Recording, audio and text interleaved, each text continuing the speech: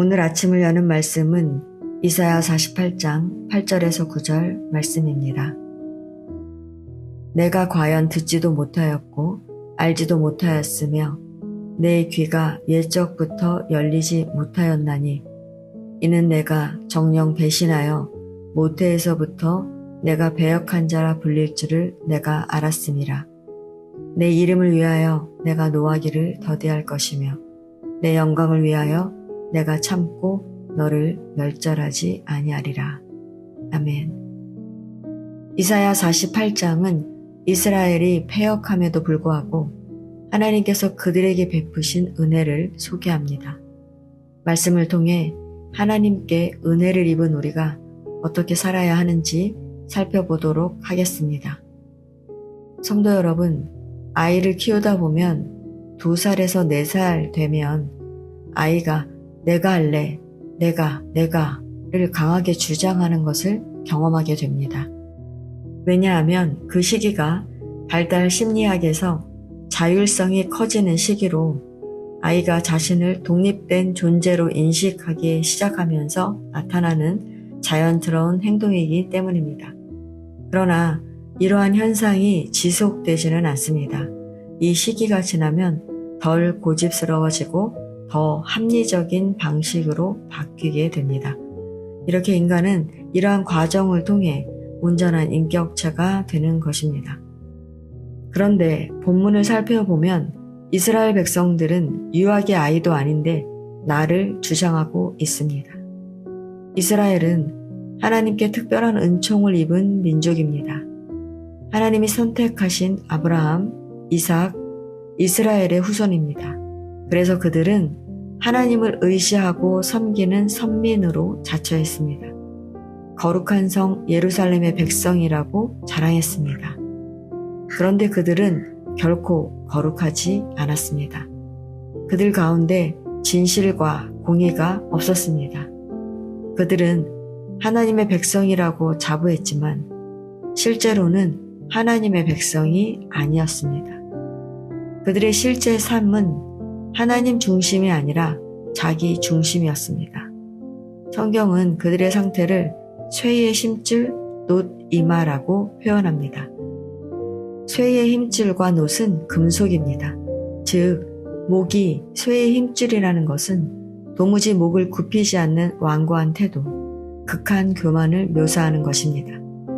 이는 단순한 고집이 아니라 하나님의 말씀보다 자기 확신을 더 신뢰하는 영적 교만을 의미합니다.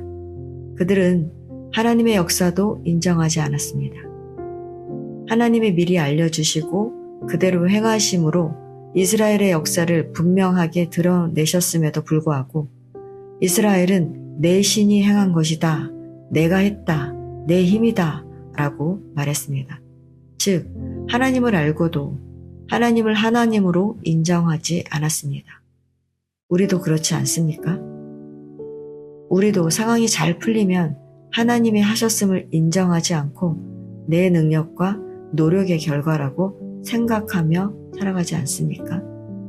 그들은 하나님의 말씀을 듣지도 않았고 그분의 역사를 깨닫지도 못했습니다. 그들은 하나님께 신실하지도 않았고 끊임없이 배신했습니다. 이렇게 패역한 이스라엘을 하나님은 어떻게 하셨습니까? 9절을 보면 하나님은 이스라엘의 완악함에도 불구하고 노하기를 더디하시고 그들을 멸절하지 않겠다고 선언하십니다. 하나님은 즉시 멸하지 않으시고 오히려 그들을 참으셨습니다. 왜 하나님께서는 이스라엘을 즉시 멸하지 않으셨을까요? 그 이유는 단 하나, 하나님의 이름과 영광을 위해서입니다. 하나님께서 이스라엘의 완악함을 아시지만 자기 백성을 사랑하시기 때문에 징계하실 수는 있어도 완전히 버리지는 않으십니다. 노하기를 더디하시고 그들을 다시 회복시키시는 길을 여십니다. 고난을 통해 깨닫게 하시고 돌이키게 하십니다. 그래서 하나님은 새 일을 행하시겠다고 말씀하십니다. 이스라엘이 바벨론 포로로 끌려간 것은 다 끝난 것처럼 보이지만 하나님의 계획 안에는 끝이 아니라 시작입니다. 하나님은 출애굽 때처럼 다시 구원의 역사를 일으키신다고 하십니다. 애굽에서의 방법과는 또 다른 새 일로 바벨론에서 건져낼 것이라고 말씀하십니다. 성도 여러분, 이스라엘은 완악합니다. 그러나 이스라엘의 구속자여 인도자가 되시는 하나님께서는 그들을 내버려 두지 않습니다. 완악한 그들에게 장차 새 일을 행하시겠다고 말씀하십니다. 이전에 알려주지 않은 새 일을 행하셔서 이스라엘을 구원하실 것이라며 이스라엘을 부르십니다. 야곱아 들으라, 이스라엘아 들으라. 하나님은 이스라엘을 애굽에서 이끌어내실 때부터 그들에게 율법을 주시고 마땅히 행할 길을 가르치셨던 분입니다. 그런데 문제는 이스라엘이 하나님의 말씀을 듣지 않는다는 것입니다. 본문을 보면 들으라는 말이 반복해서 나옵니다.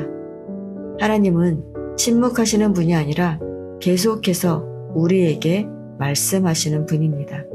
그러나 문제는 우리가 듣지 않는다는 것입니다. 듣지 않는다는 것은 하나님보다 내 생각을 더 신뢰하는 것입니다. 우리의 생각이 아무리 대단해 보여도 세상을 창조하시고 역사를 주관하시는 하나님의 생각에 비길 수 있겠습니까? 로마서 10장 17절은 믿음은 들음에서 나며 들음은 그리스도의 말씀으로 말미암는다 라고 말합니다. 말씀을 들을 때 우리는 하나님을 알게 됩니다.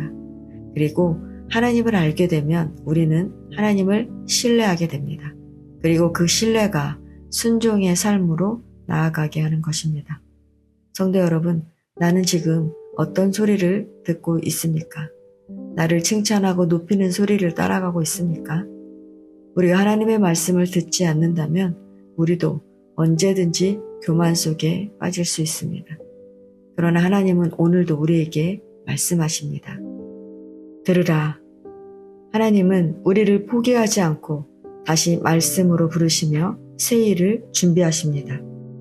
그러므로 우리는 내 생각을 내려놓고 하나님의 말씀에 귀를 기울여야 합니다. 그때 하나님은 완악한 우리를 변화시키시고 새 길로 인도하십니다. 오늘도 하나님의 말씀에 믿음으로 반응하는 저와 여러분 되시기를 소망합니다.